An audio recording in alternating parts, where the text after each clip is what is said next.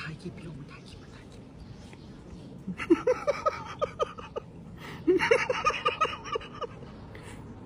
นี่เสียงหลดมา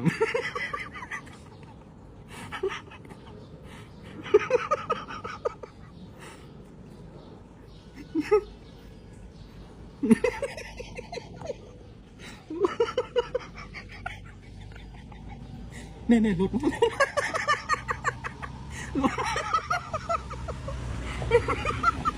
โอ้ยหลุด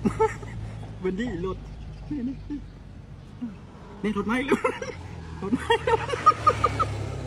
โอ้ยเฮ้ย